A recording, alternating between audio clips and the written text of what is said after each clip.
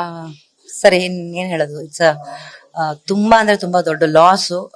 ನನ್ನ ಪ್ರಕಾರ ಇದು ಭೈರಪ್ಪನವ್ರನ್ನ ಕಳ್ಕೊಂಡಿರೋದು ಸಾಹಿತ್ಯ ಲೋಕಕ್ಕಾಗ್ಲಿ, ನಮ್ಮಂತ ಓದುಗರಿಗೆ, ಬರಹಗಾರರಿಗೆ ತುಂಬಾ ನೋವಿನ ಸಂಗತಿ. ನನಗೆ ವಿಷಯ ತಿಳಿದ ಕೂಡ್ಲೇನೆ ದುಃಖ ಆಗಿದ್ದು, ತುಂಬಾ ತುಂಬಾ ತುಂಬಾ ದುಃಖ ಆಯ್ತು. ಅವ್ರನ್ನ ನಾನೀಗ ರೀಸೆಂಟ್ ಆಗಿ 1.5 ತಿಂಗಳು ಕೆಳಗೆ ಭೇಟಿ ಕೂಡ ಮಾಡಿದ್ದೆ. ಅದ್ ನನ್ನ ಅದೃಷ್ಟ ಅಂತ ಅನ್ಕೊಳ್ತೀನಿ. ಅವ್ರ ಆಶೀರ್ವಾದ ಪಡ್ಕೊಂಡಿದ್ದೆ. ಸೊ ಇದೆಲ್ಲ ನೆನಪಾದಾಗ ಆ ಎಲ್ಲೋ ಒಂದ್ ಕಡೆ ನನ್ನ ತಂದೆಯವರು ನೆನಪಾಗ್ತಾರೆ.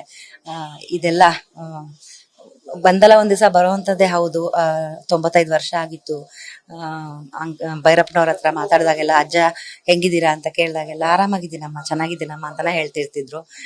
ಈಗ 1.5 ತಿಂಗಳು ಕೆಳಗಡೆ ಮೀಟ್ ಮಾಡಿದಾಗ ಅವ್ರಿಗೆ ಆಲ್ರೆಡಿ ಒಂಚೂರು ಆ ಮಾನಸಿಕವಾಗಿ ಕೂಡ ಅಂದ್ರೆ ಆಲೋಚನೆಗಳು ಏರುಪೇರಾಗ್ತಾ ಇತ್ತು.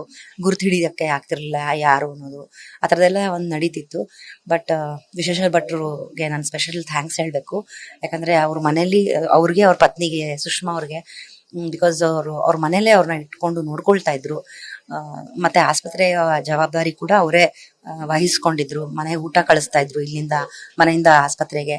ಇದನ್ನೆಲ್ಲ ನೋಡಿದಾಗ ಸಾಹಿತ್ಯ ಲೋಕಕ್ಕಂತೂ ಒಂದು ದೊಡ್ಡ ಹೊಡೆತ. ಜೊತೆಗೆ ಇದನ್ನ ಈ ಅವರನ್ನ ನೋಡ್ಕೊಳ್ಳೋದ್ರಲ್ಲಿ ಐ ಥಿಂಕ್ ಅವರು ಮಾನವೀಯತೆಯನ್ನ ಮೆರೆದಿದ್ದಾರೆ ಅಂತ ನಾನು ಹೇಳಕ್ ಇಷ್ಟಪಡ್ತೀನಿ. ಧನ್ಯವಾದ.